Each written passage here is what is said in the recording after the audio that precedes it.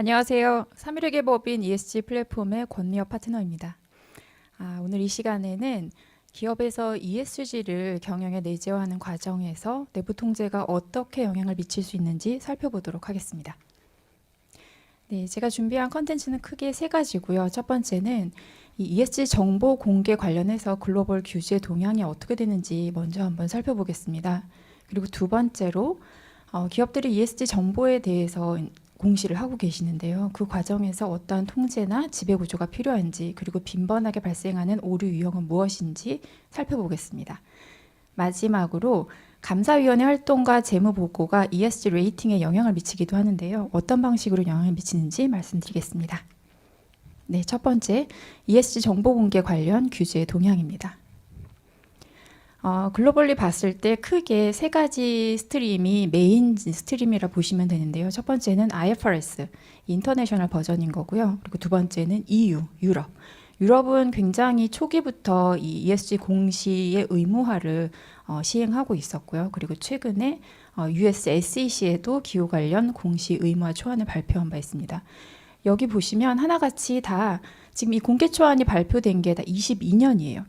아까 제가 EU는 예전부터 이미 의무 공시를 하고 있었다라고 말씀드렸는데요. 그때는 이제 구체적인 이런 공시 규제, 공시 규정은 있었지만 어떤 기준으로 마치 우리 재무제표를 작성하는 회계 기준, 회계 처리 기준처럼 어떤 기준으로 공시를 할 건지가 명확하진 않았던 거죠. 그래서 이번에 조금 더 디테일하게 이 규제에 적용이 되는 회사가 공시하는 기준 ESRS라고 하는데요. 이 공시 초안이 22년 4월 말에 발표됐습니다. 그리고 IFRS도 다들 아시겠지만 22년 3월 말에, 그리고 US SEC도 22년 3월에 다들 굉장한 속도를 내면서 올해 연초에 이렇게 규제 초안을 내놓은 거죠.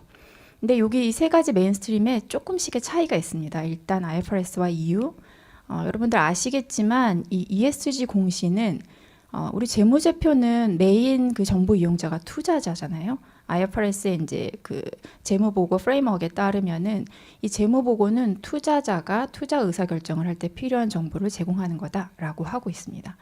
근데 이 ESG 정보는 사실 투자자뿐 아니라 기업의 고객사, 그다음에 협력사, 납품업체, 임직원, 그리고 지역사회, 규제당국 여러 이해관계자를 포괄하는 그들이 기업의 어떤 이슈에 대해서 관심을 가지고 있고 기업이 어떤 리스크에 집중하기를 원하는지 그거에 대해서 커뮤니케이션하는 그런 공시였다면 지금 EU는 보시면 다양한 이런 이해관계자를 다 아우르는 공시 기준을 제정하였어요.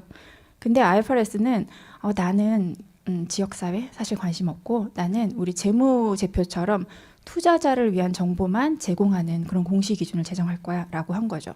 그러니까 다양한 이해관계자 중에서 다 배제하고 온리 투자자가 필요한, 이 말은 뭐냐면 투자자가 투자 의사결정을 할 때는 내가 이 투자를 해서 이 기업이 향후 창출할 수 있는 넷 캐시 플로우가 언제 어느 정도 규모로 어떤 불확실성을 가지고 캐시를 창출할지 그 여부를 이제 추정하는 데 필요한 정보가 필요한데 이 IFRS에서 봤을 때는 재무제표에 있는 정보 말고도 투자자를 위해서 필요한 정보가 더 있을 거다라고 생각한 거죠. 그래서 그 부분을 지속가능성 공시 기준에 담은 겁니다. 지금 IFRS나 EU가 이렇게 그 전반적인 리스크에 대해서 물론 이제 이해관계자 포커스하는 거는 IFRS는 투자자 중심이고 EU는 다양한 이해관계자 중심이긴 하지만 이 SEC는 이 여러 가지 이슈 중에서도 딱 하나 기후 관련 리스크에 대해서 대응하는 그런 공시에 대해서 요구를 하고 있습니다. 그리고 우리나라 한번 보시면 우리나라는 뭐 공시 기준 자체를 제정하거나 이런 건 아니지만 금융위에서 25년부터 2조 이상 코스피 상장사 그리고 2030년에는 모든 코스피 상장사를 공시 의무하겠다라는 계획을 발표한 바 있고요. 그리고 현재 지배구조 보고서랑 환경 정보 공개는 이미 의무화가 시행 중입니다. 네, 그 앞에 말씀드렸던 세 가지 메인스트림을 간단하게 말씀 다시 한번 드리자면 이 IFRS에서 이제 최근에 3월 말에 두 가지 공개 초안을 냈는데요. IFRS가 어떻게 그림 그렸냐면 일반 목적 재무보고라는 큰 지붕 아래에 왼편에는 우리가 굉장히 익숙한 회계 기준이 있어요. 재무제표를 작성하는 회계 기준. 그리고 그것과 동등한 지위로 회계 기준 말고 재무제표에 담긴 정보 말고 투자자가 기업 가치를 판단하는 데 도움이 되는 다른 정보, 이 IFRS 지속 가능성 공시 기준에 따른 정보, 요게 있어 라고 이제 공시 기준을 제정한 거죠. 반면 EU가 제정한 ESRS는 투자자뿐 아니라 여기 글씨가 작아서 조금 안 보이실 수도 있는데 우리의 임직원들, 우리의 서플라이 체인에 있는 임직원들, 그리고 우리의 지역사회, 우리의 고객사, 엔드 유저들에 대해서도 관심 갖는 이슈들을 다 망라하도록 기후뿐 아니라 거버넌스까지 다 이렇게 망라하는 다양한 이해관계자를 포괄하는 공시 기준을 제정하고 있는 거죠. 요거의 적용 대상은 요거 이제 그 재무제표 작성 기준 갭처럼 이거는 ESG 보고서의 작성 기준인 거예요. 이 작성 기준을 적용해라라고 하는 우리나라의 이제 그 상장사 공시 규정처럼 여기도 이제 요거를 의무화하도록 하는 법 규제가 있는데 그게 CSRD라고 생각하시면 되고요. CSRD의 적용 대상 회사는 EU 영내에 있는 한 75% 기업이 다 지금 해당이 된다고 해요. 처음 CSRD 규제가 초안이 나왔을 때는 23년부터 이거 의무하겠다라고 했는데 지금 이렇게 작성 기준도 조금 늦춰지다 보니 이거 23년부터는 절대 불가능이야. 24년부터 해야 되지 않겠어? 라고 조금 늦춰지는 이게 이제 대세입니다. 근데 CSRD는 이 공시 의무화뿐 아니라 인증, 외부 인증에 대해서도 의무화 규정을 적용하고 있습니다. 그래서 초기 한 3년 정도는 제한적 확신, 요 검토 보고서인 거죠.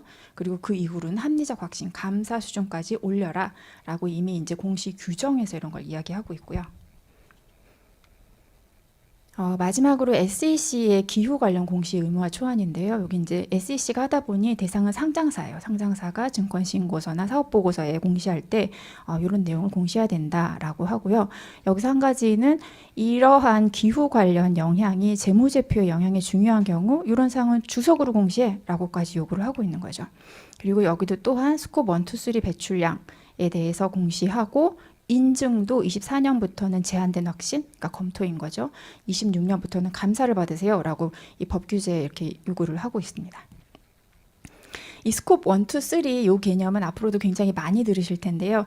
제가 이 시간에 자세하게 설명 안 드리겠지만 한번 네이버에서 포털 사이트에서 검색해 보시면 이 내용을 쉽게 아실 수 있어요. 이건 앞으로 굉장히 많이 나올 용어라서 한 번씩 찾아보시면 좋겠습니다. 이거는 우리나라의 ESG 정보 의무공시 타임라인인데요. 이미 지배구조 보고서는 19년 2조 이상부터 그리고 올해는 1조 원 이상부터였죠. 그리고 환경정보 공개 의무도 이렇게 시행되고 그다음에 지속가능 보고서 ESG 보고서는 25년 코스피 2조 이상부터 시행될 거다라는 내용이고요. 그럼 이 모든 걸 다 한번 봤을 때 이게 공통적인 트렌드가 있었어요. 어떤 트렌드냐면 이 세계 공시 기준 전부 다 TCFD라는 프레임워크를 적용한 거죠. 이 TCFD 뭐냐면 금융기관들이 이 기후변화가 각 기업에 미치는 영향이 클 거고 그로 인해서 캐시 인아웃에 미치는 영향이 있을 텐데 그럼 사실은 그 정보가 내가 투자를 하려면 필요한 정보인데 정보가 없네? 그러니까 이런저런 정보를 다 공시하세요. 기업들은. 그래야 우리 금융기관들이 투자할게요. 이런 취지로 나온 권고 아니에요. TCFD 프레임워크에서는 이 4가지 필러에 대해서 공시를 하도록 하고 있어요. 첫 번째는 거버넌스 체계.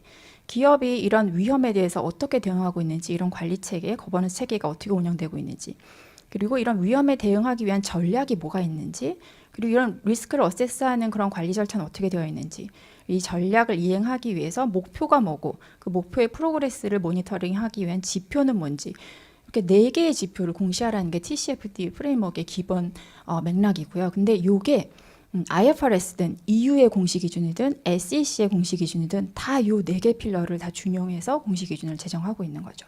이 기본 핵심이다라고 생각하시면 됩니다. 그리고 지금 전부 다 이제 기후가 이슈가 되다 보니 스콥 1, 2, 3 배출량에 대한 공시 강화를 요구하고 있고 그리고 또 공통적으로 나오는 게 재무제표와의 연계성이 굉장히 두드러지고 있습니다. 기존에는 재무제표 별도 그리고 ESG 정보는 비재무 정보 그러니까 재무팀에서는 알 바 없어 이런 정보였죠.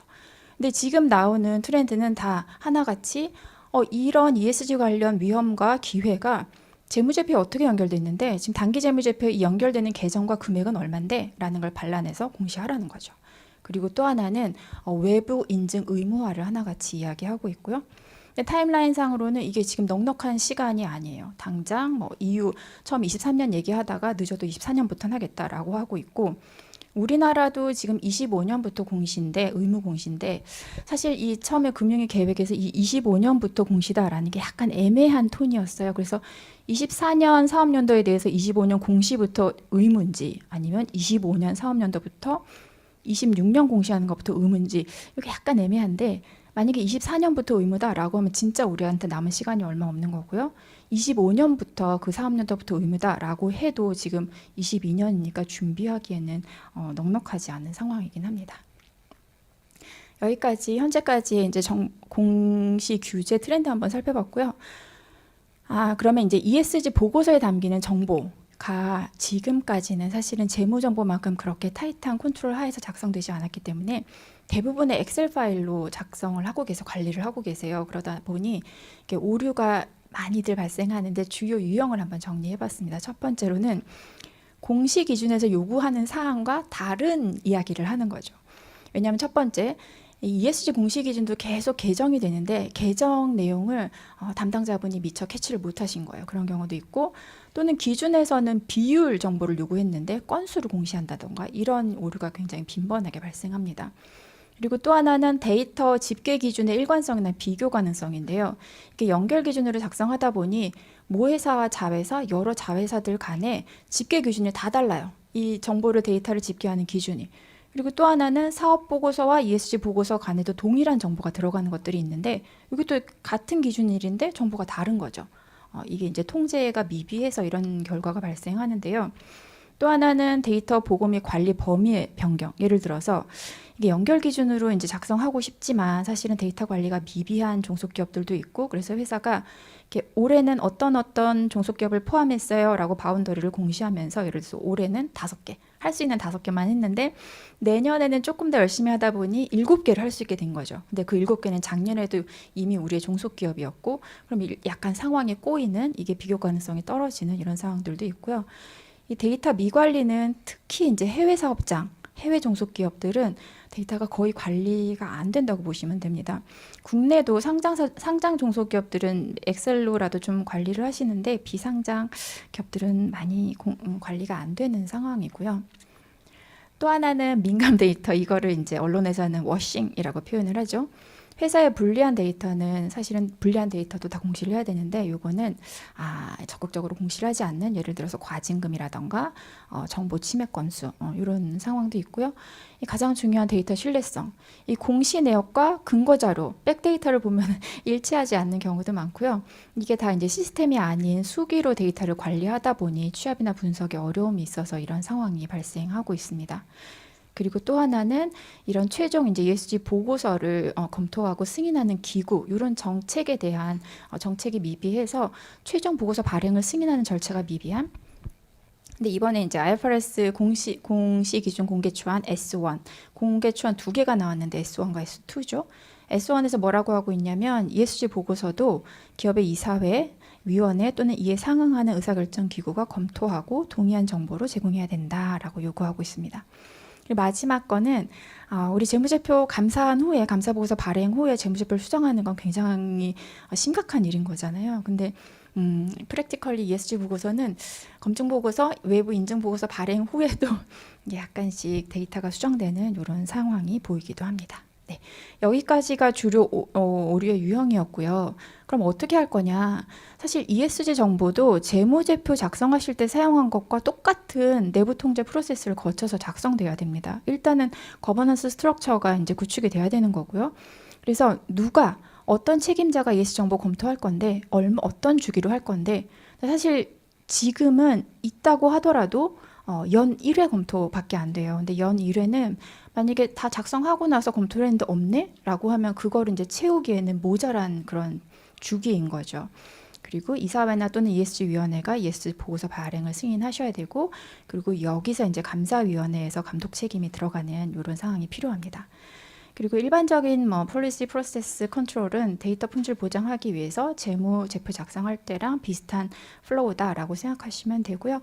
마지막으로 이 ESG 데이터가 워낙 방대한 소스에서 연결 대상 회사별로 다양한 부서의 데이터가 취합이 돼야 되기 때문에 이 매뉴얼로 관리하는 경우에는 절대 완전성과 정확성을 확보하기 어렵기 때문에 이 관리 시스템 구축이 필요하다라는 내용입니다. 네, 마지막으로 요거도 좀 궁금하실 텐데요. 감사위원회가 활동하시는 것과 재무보고가 ESG 레이팅에 영향을 미칠 수 있나? 궁금하실 거예요. 영향을 미치고 있습니다. 예를 들어서 감사위원회 활동과 관련해서 ESG 레이팅에 영향을 미칠 수 있는 것은 아시겠지만 ESG 등급을 평가하는 기관이 굉장히 다양하고요. 그 모든 평가 기관이 다 동일한 지표를 평가하진 않아요. 하지만 이제 그 중에서 이런 것들을 반영하는 평가 기관도 있다라는 내용인 거고요. 첫 번째, 감사기구의 구성이 감사인 것보다는 감사위원회일 때 더 높은 레이팅을 받으실 수 있고요. 그리고 감사위원회의 독립성과 사회이사의 비중도 중요하게 생각합니다. 감사기구가 실질적으로 운영되기 위해서는 감사위원회 업무를 지원하는 독립된 직속 내부감사 부서가 있냐라는 것도 따져보고 있고요. 그리고 감사위원회한테 지원하는 감사 내부 부서의 책임자, 임명권이 있냐, 임명 동의권이 있냐 이런 것도 체크합니다. 감사위원회 1년에 몇 번 했는지, 그리고 감사위원회가 실제로 내부감사 부서의 감사 계획을 검토하고 승인하는지 이런 것도 다 평가에 반영되기도 합니다. 그리고 감사위원회 전문성 측면에서는 적격한 전문가가 있냐, 그리고 정기적으로 감사 관련 교육을 받냐 이런 것도 따져보고 있습니다. 또 하나 이제 재무보고 측면에서 ESG 레이팅에 영향을 미칠 수 있는 것은 이것도 한 사례인데요. 예를 들어서 주요 계정, 영업수익, 영업비용, 매출 채권 턴오버 레이셔, 재고자산 턴오버 레이셔 이런 주요 비율들이 동종업종 대비, 동종업종 평균 대비 또는 회사의 과거 추세 대비 굉장히 심한 차이가 있는 경우, 이 평균이 이런데 회사의 비율은 이렇게 아웃라이어에 있는 경우 이게 감점 요인으로 반영되기도 합니다. 그래서 사실은 사정이 있어서 분명 그럴 수도 있는데 한번 이제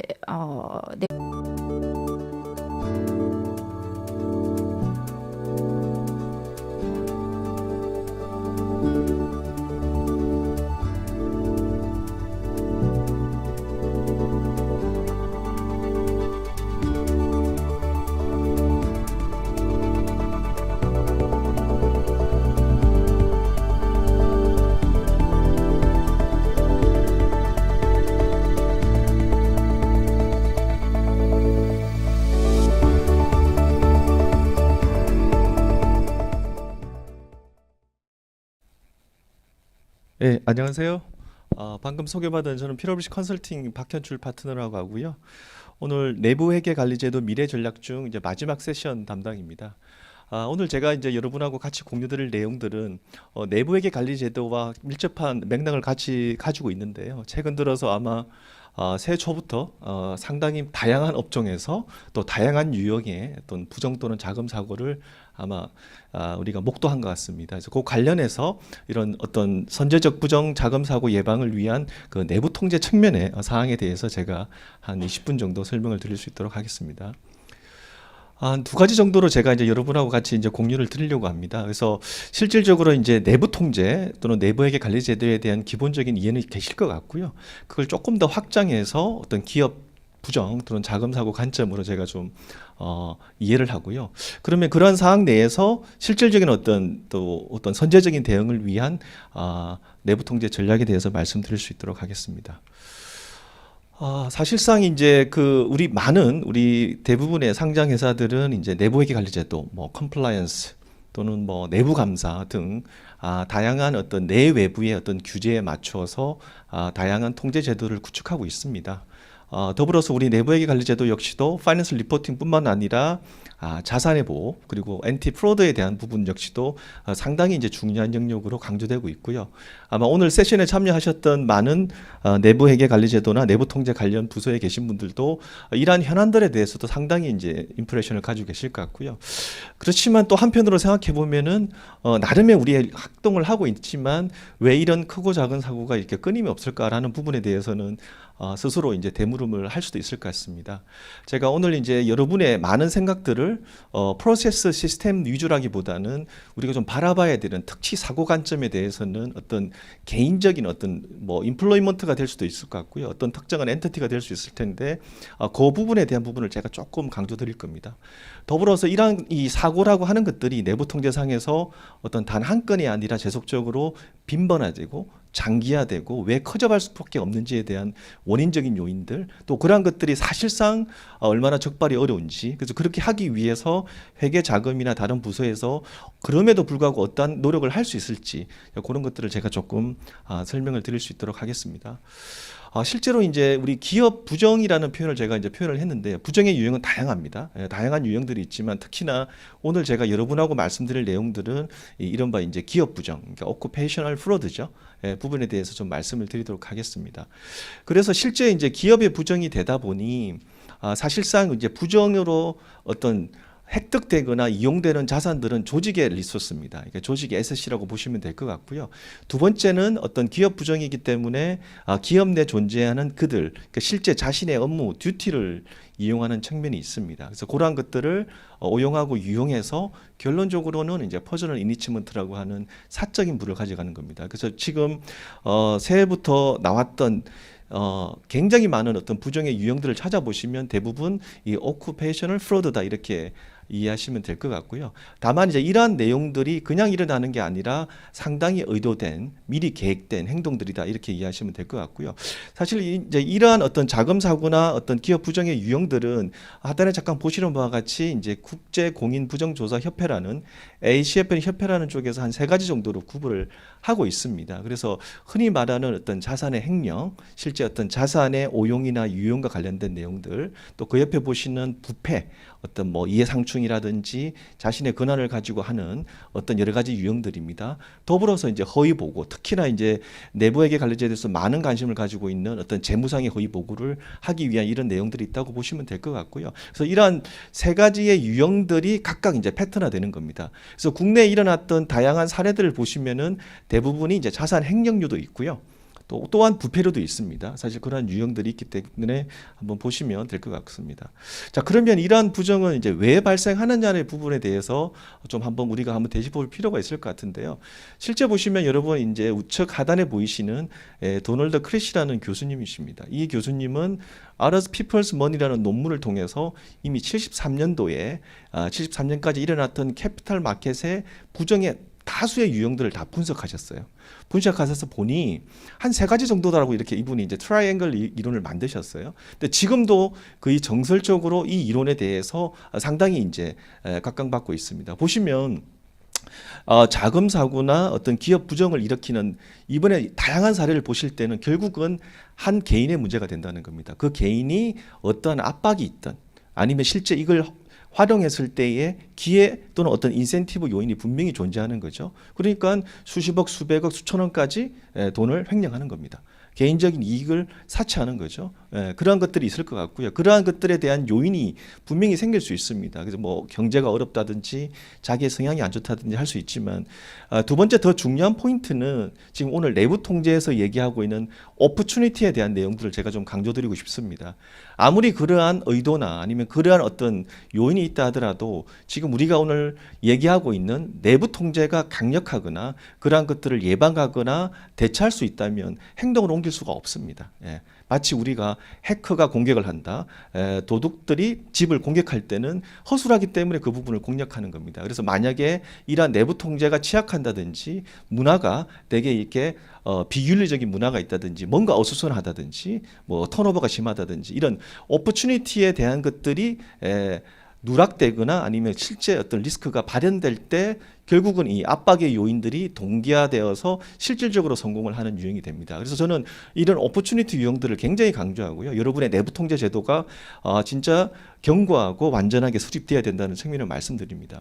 근데 이렇게 끝나고 나면 실제 프로드가 끝나고 나면 나중에 이제 자기 합리화라는 것들이 많이 이루어지는데요. 사실 단 한 건의 부정은 존재하지 않는 것 같습니다. 제가 여태껏 봤던 부정도 그러한 것들은 반복되고 대형화되고 장기화됩니다. 자, 그런 이유는 스스로에 대한 내용들을 통해서 일종의 도덕적 불감증, 자기 합리화, 이렇게 우리 회사가 나한테 프레셔를 주고 그렇게 뭐 저성과 또는 어떤 저급여인데 이 정도 하면 어때? 라는 것들에 대한 것들이 되면 만성화, 집단화된다는 이슈가 있습니다. 더불어서 실제로 이렇게 부정을 잘 저지르기 위해서는 그 사람에 대한 캐파 역시 되게 중요합니다. 실제로 일어났던 국내에 최근에 일어났던 여러 사태를 보시면 사건들을 보시면 실제 그렇게 행했던 분들이 상당히 어떤 업무적으로도 탁월하고 또 실제 다수의 조직에서 신뢰를 받는 위치였고 그러다 보니까 내부 통제가 이제 무력화될 수 있는 그런 사항들이 존재. 존재했던 겁니다. 그래서 이러한 요인들에 대해서 어떤 왜 발생하는지에 대한 이론들을 말씀드리고요. 또 하나의 포인트는 사실 이러한 어떤 자금 사고나 부정을 일으키는 사람들의 어떤 행태적인 레드 플래그를 한번 보시면은 상당히 이제 재밌습니다. 그래서 실제로 보시면은 그러한 사람들의 나타나는 행동을 볼 때 우선 탑 상위에 위치하는 것들이 수준에 맞지 않는 호화로운 생활을 한다는 겁니다. 대부분 이해되실 겁니다. 아마 신문지상을 보면 마지막 단에 보시면은 뭐 도박을 어떻게 했다든지 실제 주식 투자를 과도하게 했다든지 코인을 했다든지 이제 이런 이유가 이렇게 나타날 수밖에 없고요.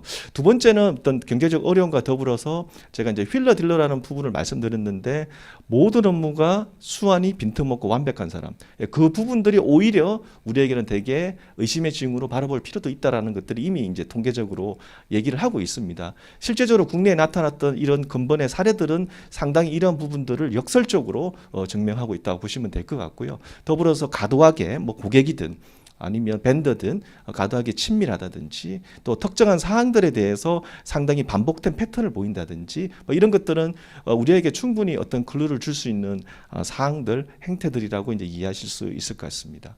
그래서 이러한 것들에 대해 바탕으로 해서 제가 이제 마지막으로 좀 이론적으로 말씀드리고 싶은 포인트들은 한번 찾아보시면은 이제 일반 제가 제조기업을 대상으로 하긴 했으나 금융 역시 마찬가지입니다. 그래서 실제로 어떤 특정한 업무 영역별로 나타날 수 있는 어떤 자금 사고의 유형 또는 부정의 유형은 어느 정도는 정형화되어 있다라고 저는 판단됩니다. 그래서 실제로 일어났던 자금 부서에 일어났던 사고들 또는 자금 부서가 아니더라도 영업이라든지 또는 금융회사에서 일어났던 그런 사건들은 이미 이전에 충분히 발생했거나 발생할 가능성을 내포하고 있던 것들입니다. 그래서 예를 들어서 뭐 구매 사이드라고 얘기를 한다면 뭐 특수관계 구매처, 우리 뭐 친인척 관계라든지 아니면 뭐 같은 은사님이 됐든 그 구매처와의 어떤 부당거래, 단가 가다 산정, 입찰 정보 조작이라든지 물량, 킥백 이런 기본적으로 나타날 수 있는 스킴들이 많고요. 더불어서 영업 사이드 역시도 보시면 프로모션 관련된 거, 실제 뭐 판촉비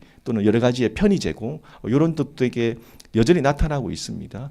더불어서 실제 자회사가 되든 각종 우리 허위 보고, 재무 보고에 관련된 내용들이 어느 정도는 이제 유형화가 돼 있고 이런 유형화된 것들이 동일 유사 유형으로 반복 발생된다는 측면입니다. 그래서 한번 오늘 참여하셨던 여러 우리 내부 통제나 관련 부서에 계신 분들이 계신다면 혹여나 지금까지 우리 회사가 이런 류의 유형이 없었다라고 하면 다행입니다. 다행이나 부정해서 얘기하는 그러한 것들을 어쩌면 우리가 발견하지 못했을 가능성도 있습니다. 그래서 한 번 정도 우리 회사나 과거에 또는 우리와 유사한 경쟁사 또는 유사한 업종에서 나타나고 있는 이런 부정의 유형들에 대해서 한 번쯤 되짚어 보시고요. 이러한 것들이 사실상 우리 회사에는 발생하고 있는지 아니면 발생할 가능성이 없는지를 한 번쯤 살펴볼 좋은 계기가 된다라고 이제 바라보고 있습니다. 그래서 제가 이제 그러면 기업 입장에서는 어떻게 해야 됩니까라는 부분들을 제가 한 몇 가지 관점으로 말씀드리고자 합니다. 그래서 실질적으로 우리가 이제 기본적이 되는 우리 내부회계 관리 제도라고 하는 실제 재무 보고 플러스 자산 세이프가드와 부정에 관련된 내용들을 잘 이해하기 위해서는 결론은 각종 정책 프로세스 시스템도 있지만 그 이전에 그러한 것들 사이에서 나타날 수 있는 어떤 부정이나 자금 사고의 유형 또는 어떤 저는 이제 스킴이라는 표현을 만들어 드렸는데요. 사실 이렇게 부정을 성공적으로 하기 위한 방법이 뭘까? 그렇게 할 수 있는 내용이 뭘까라는 부분들을 먼저 한번 생각해 보시고요. 또 두 번째로는 실제 아까 제가 두 번째 요인으로서 자기의 듀티를 이용한다 그랬잖아요. 그렇기 때문에 항상 이 부정사고가 일어나서 사후적으로 보면 되게 반성하시는 것들이 어떻게 이 사람에게 이런 권한이 갔냐라고 얘기합니다. 우리 내부의 관리들을 많이 하실 때도 보면 액세스 컨트롤, SOD라고 하는 권한 분할, 권한 분리를 굉장히 많이 강조합니다. 특히 양립할 수 없는 상당히 중요한 권한들이 특정 사람에게 감으로써 상당히 이제 이러한 부정이나 자금 사고의 리스크를 높이는 것들이 있습니다. 그래서 실제 필요성에 기반한 권한을 엄밀하게 구별하시고요. 그게 가려서 최소한의 권한만을 주겠다. 라는 것들, 그리고 그러한 것들을 지속적으로 모니터링 하겠다라는 것들을 체크해 보시면 될 것 같고요. 그 다음에 또 하나 강조드리고 싶은 것들은 제가 이제 여기 어웨니스 더불어서 이제 4I's 프린시플이라는 얘기를 했는데요. 중요한 업무라고 한다면은 서로가 체크 앤 밸런스 되게끔, 그리고 그들이 한 행위가 누군가에서 보고 있다는 인식을 전사적으로 공유하는 그 부분을 제가 꼭 강조드리고 싶습니다. 그래서 예를 들어서 특정한 중요 업무에 대해서는 뭐 강제적으로라도 어떤 직무 순환이나 잡 로테이션을 한다든지, 또 특정한 업무에 대해서는 불시에 점검이나 리뷰를 한다든지, 그런 것들을 통해서 실제로 내가 이 업무를 10년 뭐 얼마 계속 지속적으로 하는 게 아니라 내가 이 업무를 하고 있지만 당장이라도 아니면 어느 누군가가 내가 하는 업무를 다시 한번 체크할 수 있다. 그런 사상을 줌으로도 어떤 면에서는 내가 아무리 프레셔가 있지만 이걸 오퍼추니티화 하는 것들을 이제 막아내는 효과가 있을 것 같습니다. 더불어서 이제 우리 내부 결제도 하시면 여러 다양한 데이터를 보게 돼 있습니다. 그래서 클루가 될 수 있는 다양한 사내 정보들을 한번 체크해 볼 필요도 있습니다. 그래서 꼭 이제 ERP나 우리 금융에 있는 계정계 그 자체에 정형화된 데이터도 중요하겠지만요.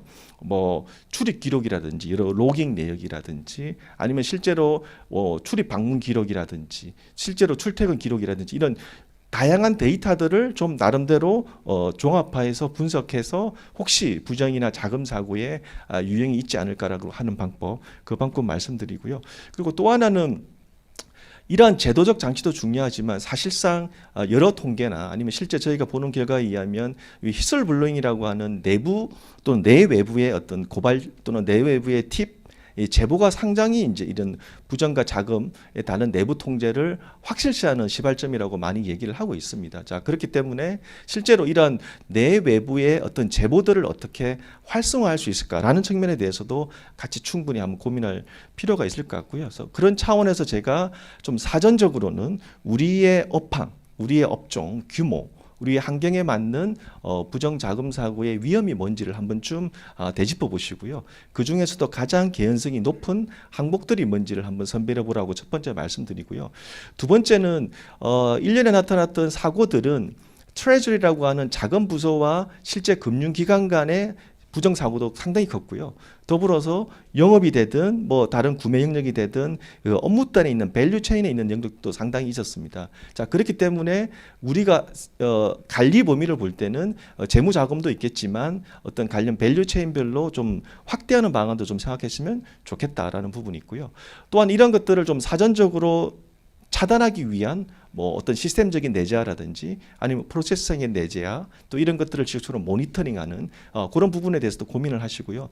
특히나 이제 모니터링하는 방법들은 최근에 여러 뭐 찾아보시면은 다양한 기법과 신기술들이 상당히 많이 존재합니다. 이제 그런 것들 같이 한번 보시고요. 더불어서 제가 다시 한번 강조드리지만 약간의 사고, 조그마한 어떤 부정과 자금 또는 비효율에 관련된 행태가 있을 때는 단호한 대처를 다시 한번 주문드립니다. 그렇게 해야만이 우리 회사는 굉장히 강력한 내부 통제를 가지고 있고 이런 체계 내에서 내가 다시 한번 이렇게 했다가는 당장 잡히겠다 아니면 디텍션 되겠다 이런 경각심을 이제 명확히 주는 게 중요하다라는 측면입니다. 그래서 그 부분을 조금 하나씩 디테일하게 좀 말씀드리면은 지금 제가 예시적으로 말씀드리지만요. 그러니까 이러한 어떤 각 업종별 주요 나타날 수 있는 어떤 프로드의 스킴들을 제가 잠깐 나열해 드린 겁니다. 그러니까 보시는 바와 같이 회사별로 규모별로 다를 수가 있습니다. 그래서 그러한 내용들에 대해서 우리 회사는 어떠한 유형이 발생할 수 있을까라는 부분에 대해서 한번 좀 체크해 보시고요. 예를 들어서 아까 제가 말씀드렸던 부패 자산횡령 허위 보고의 레벨이 있다고 한다면 그러한 내용들을 조금 더 디벨롭해서 실제적으로 뭐 어떤 뭐 지분 참여를 통한 뭐 실제 킥백 스픽이 가능한지 이해상충 속에서 아니면 실제 대부분 많이 나타나고 있는 랩핑이라고 하는 이제 돌려막기 이런 유형이 많지 않습니까? 영업 사이드 보면 돌리고 돌려막아서 결국 나중에 엔드업 시점에 나타나는 거. 그렇다면 기중에 가서 한번 체크해 보면 그런 내용들을 볼 수 있다는 거죠. 그래서 이렇게 나타날 수 있는 이런 프로드의 스킴 스토리 이런 것들을 우리 업종에 대해서 한번 살펴보시라라는 측면에서 말씀드리고요. 그리고 아까 제가 말씀드렸지만 회사가 가지고 있는 자금 사고의 영역을 굉장히 어떤 트레저리 관점의 어떤 캐시 그 자체도 중요하지만 캐시를 아우르는 파이낸스 입장의 AR, AP의 어떤 인보이싱 단계와 실제 커스터머와 서플라이에 있는 밸류 체인 단계까지 조금 더 확대해서 쳐다본다면 실제 어떤 공모에 의한 부정이라든지 우리가 선택할 수 있는 영역들이 훨씬 더 넓어질 거라고 판단되고요. 그래서 실제 어떤 특정한 하나의 스킴이 있다고 한다면은 이 부정의 유형들을 제대로 보기 위해서는 어떤 바텀업 방식의 프로세스를 쪼개고 서브 컴포넌트별로 이렇게 액티비티도 있지만 실제 부정이라고 하는 것들은 또 구매를 통해서 뭐 재무 사이드라든지 영업을 통해서 다시 재무로 들어온다든지 뭐 그런 다양한 어떤 인터 프로세스 간의 이슈들이 많이 존재하니까요. 그런 것들을 좀 종합적으로 시계열적으로 한번 살펴볼 필요가 있다라고 제가 좀 말씀드립니다. 더불어서 우리 내부 통제 관점으로는 많은 리스크들이 아마 센싱이 되어 있고 이미 프로파일이 되어 계실 거고요. 여기에 제가 말씀드렸던 어떤 부정의 징후 관점까지 이제 같이 녹여서 사전적으로는 좀 시스템적으로 블러킹할 수 있다면 조금 나서를 좀 도와주시고 또 그런 항목들에 대해서 아까 여러 가지 툴들이 있습니다. 얼럿을 할 수 있는 항목들에 대해서는 상시적으로 모니터링해서 약간의 이상한 행위가 있을 때 계속적으로 얼럿을 주는, 그러니까 얼럿 자체를 상시 모니터링에 대한 일종의 적중률에 대해서 많이 고민을 하시는데요. 저는 부정 관점으로 완벽한 부정을 적출하는 관점보다는 특히 해외 법인이나 해외 오퍼레이션이 많은 쪽 또는 국내 입장에서 가시성이 떨어지는 쪽에 대해서는 아까 서두에 저희 3일에 소개한 툴도 있는 것처럼 계속적으로 알람을 주세요. 그러면은 내가 어떤 프레셔가 있어서 부정을 저지르고 싶다 하더라도 이런 하나하나를 받게 되면 그 행동을 실제 실행시키지 못한다는 겁니다. 그 말은 오퍼추니티화를 못한다는 거죠. 그런 측면이 있기 때문에 어떤 선제적인 상시 모니터링도 상당히 중요하다고 말씀드리고요. 더불어서 어떤 특정한 사항들은 데이터 기반이 안 될 것도 상당히 많습니다. 그런 내용들은 주기적으로 점검하시고 진단하시고 이런 체계를 가져가시면 좋을 것 같고요. 그래서 더불어서 이제 이러한 여러 가지 일반적 부정의 진단 방법이 뭐 매뉴얼도 있고요. 시스템의 내재화 측면, 뭐 데이터 분석의 측면이 있으니까 다양한 기법들을 혼용하시면서 진단을 해보시면 좋을 것 같습니다.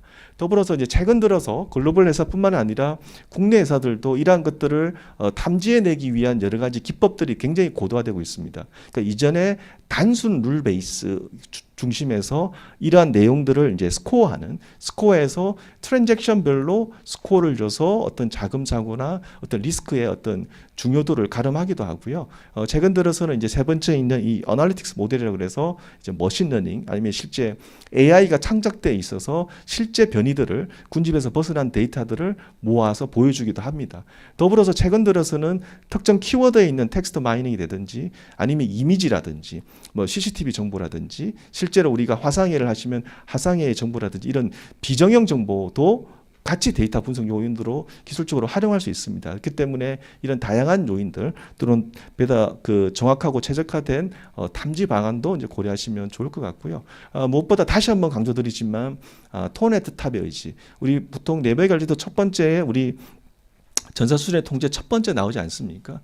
강력한 통제는 사실상의 토네트 탑으로부터 나옵니다. 그래서 특히나 우리 매니지먼트나 C레벨에 계실 분들은 항상 이런 것들을 이제 경주하시고 약간의 조그만 부정이라도 그 큰 댐이 조그만 구멍으로 새면 댐이 다 무너질 수 있습니다. 그래서 반드시 이렇게 나왔을 때 지속적으로 표명하시고 전파하셔서 이 부분들을 강화시켜 주시길 바랍니다.